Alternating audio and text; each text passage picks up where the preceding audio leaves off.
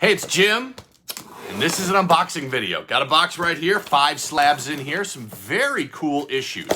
What's most cool about these are all vintage issues. I've talked about this before. Vintage newsstand Sports Illustrateds in decent condition are becoming very, very difficult to find anywhere. So I'm always excited when I'm about to do a box of vintage issues here. That rubber band off there, make sure I'm facing the right direction. Oh no! Oh no! Do I have a note in here or something?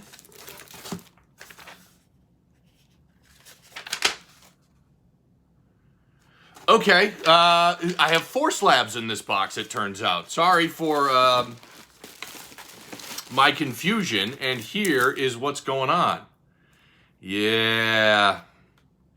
Okay, so this didn't get slabbed. And I kind of thought that it might not. I sent it in on a whim. This is the 1948. I'm going to take it out of the bag because there's this. So there's a sticker on here. It says do not encapsulate, and there's a whole bunch of reasons. And this one is checked. It said too tall, too tall, wide, or thick to encapsulate. So,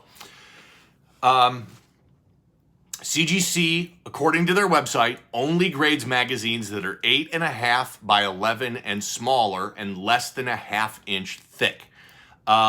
So there's a lot of oversized publications out there that unfortunately we can't get graded. 2 of the most prominent are probably Life magazine and Rolling Stone magazine. Those were really big oversized publications. The slabs just don't fit them, and so they're too big. These Vintage World Series programs, now I've gotten a bunch of Vintage World Series programs graded before, and they're barely small enough to fit inside the CGC slabs. But obviously this one was just a little bit too big. But it's a great looking, just a great looking piece. So this is the 1948 World Series program. None of these have been graded. Now I know why. They're too big. Indians beat the Boston Braves that year 4-2. This was the last time the Cleveland Indians won the World Series. 1948. You got Chief Wahoo up there, which is obviously an image from a bygone era. Shoot, the Indians are gone now too for good. But I just thought this was cool. Aaron Brew, the standard beer. If you remember Aaron Brew, please drop a comment here on YouTube. I'm going to guess that it was a regional Cleveland area beer. This program is kind of a mess. You can see here that somebody at one point in time had put some tape on the spine. This is that dark part there. That is some tape staining that the tape left behind, and then when they took it off, it tore the cover back there. So would have been cool in any grade. I'm a big fan of vintage game programs that tell a story. You know the game program for Mickey Mantle's 500th home run, or somebody's debut game, and it's the game program. And then vintage World Series and vintage Super Bowl programs, I think, are really cool. The World Series programs are a lot cooler. The Super Bowl programs, the vintage ones, kind of boring in my opinion, unfortunately. Still think they're pretty cool, but the World Series programs are awesome. They just look so cool. Like that Cleveland one. Okay, so back on track. 4 slabs in this box. That's the first time I've ever submitted. It's the first time I've ever submitted anything where it came back and they couldn't and wouldn't grade it, and that one because it was just too big. Okay, 4 slabs in this box, all vintage issues, one with a freaking amazing story that I am praying that they did the right thing and gave me the labeling that I requested. So we'll see about that one. Let's get rocking and rolling here.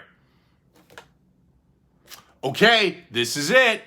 4.5. I did get the labeling on this. Okay, so that guy is Del Crandall.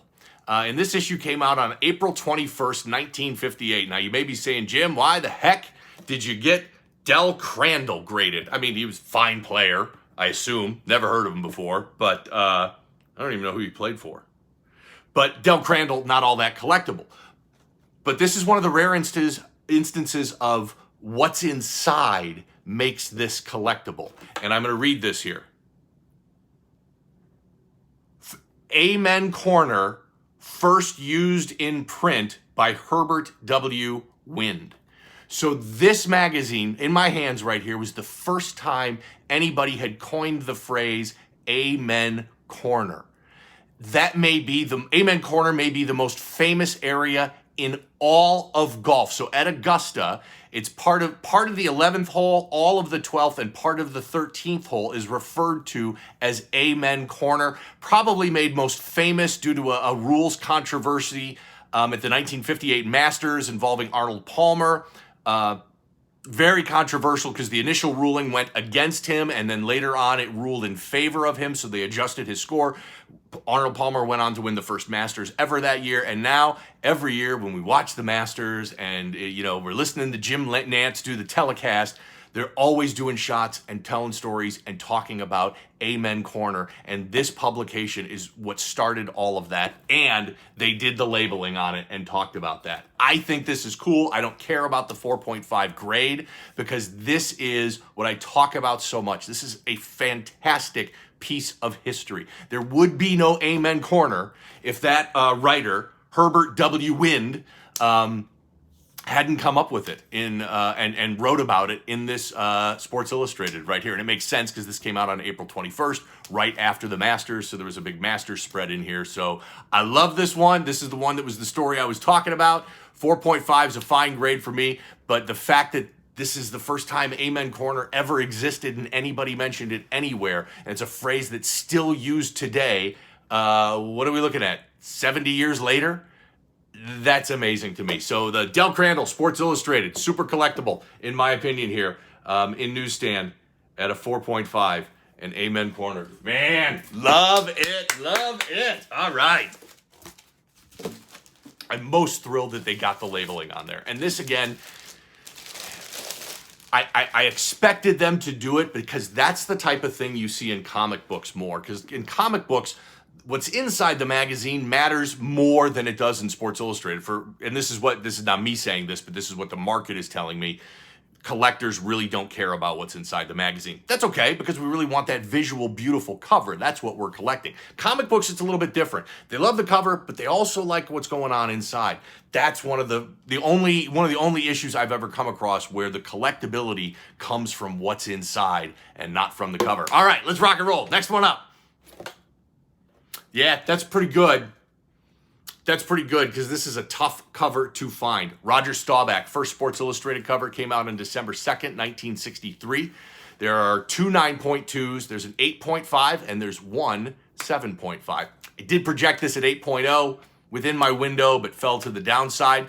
Roger Staubach was an American hero and an absolute badass. Won the 1963 Heisman Trophy playing for the Naval Academy. Went and served in Vietnam. Came back, played 11 seasons with the Cowboys, won 2 Super Bowls, inducted into the Hall of Fame in 1985. And this one I don't get the labeling on. That's a bummer. It is not labeled Roger Staubach first Sports Illustrated cover, but it definitely is. Interesting thing about Roger Staubach. So, the guys didn't make a whole lot of money back in the day. Not a whole lot at all, especially compared to today. But as soon as he retired from the NFL, he started a real estate company. Roger Staubach did. And it was very successful, did very well. He sold that company in 2008 for $613 million. Way more money off of that company than he ever made in the NFL. I don't even know if he made $1 million from his salary in his NFL career. Probably didn't, but made a boatload on his real estate company that he made when he retired. Roger Staubach, first cover, 7.5 from 1963. Okay, things are going pretty well. This is a fun box, getting some decent grades, getting some great stories here. Let's keep that going. We got 2 left. 2 left.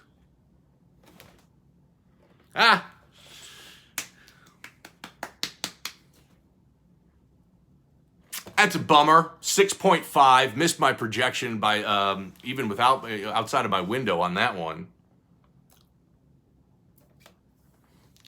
Lou Alcindor, April 1st, 1968. This is the first appearance of the famous skyhook on any Sports Illustrated cover for Lou Alcindor. He was on a lot.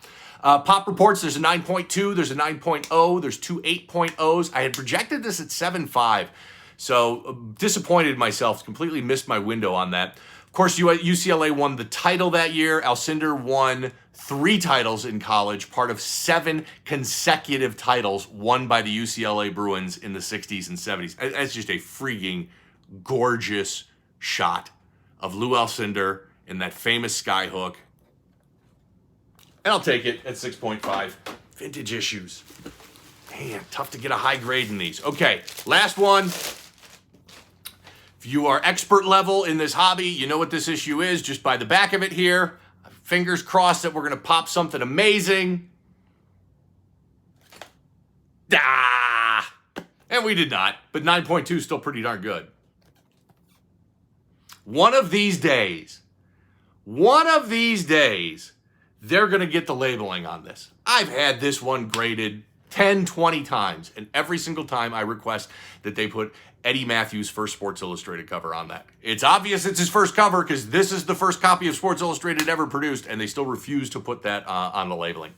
First SI cover ever, August 16th, 1954. You know the pop reports on this are through the roof. Still very collectible. There are now, as of the recording of this video, 91 9.8s. There's 146 9.6s, 99 9.4s, nearly 700 total graded copies of this issue. Now, my projection was 9.2, so nailed it.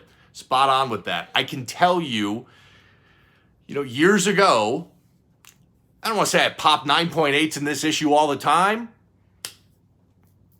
but it was a lot easier to pop a 9.8 years ago. I don't know if I think there's a bit of a bias, and it would make sense. Grading is subjective. We try and make it objective. The companies try and make it as objective as possible, but at the end of the day, it's subjective. And when you see 91 9.8s in the census, I've got to believe that affects the graders' perceptions of what they're doing, and it's human nature that you would want to grade these tougher when there are so many 9.8s. And I think that's probably what's going on, because years ago I used to be able to fairly easily and regularly get 9.8s on this. Now I find it tough to get a 9.6. So something to keep in mind. There's lots of these out there raw. You've seen them for sale. It's a great issue. And I love this issue because it brings a lot of people into the hobby. There are sports memorabilia collectors that are interested in this that probably aren't interested in any other graded magazines. But because it's the first copy of Sports Illustrated, that's something that they're interested in, and they might go out and purchase. Fun box. Lot going on. My first ever denial from CGC on getting it graded with that World Series program had the Del Crandall Amen Corner. The first ever utterance of Amen Corner. The Staubach, the Alcindor, first Sports Illustrated copy. Great one. Hey, if you're interested in my comic and magazine pressing service, just shoot me a DM on social media, drop a comment here on YouTube, and subscribe here on YouTube while you're at it. Hope you enjoyed this unboxing video. I had a ton of fun, and we'll do it again soon. Thanks.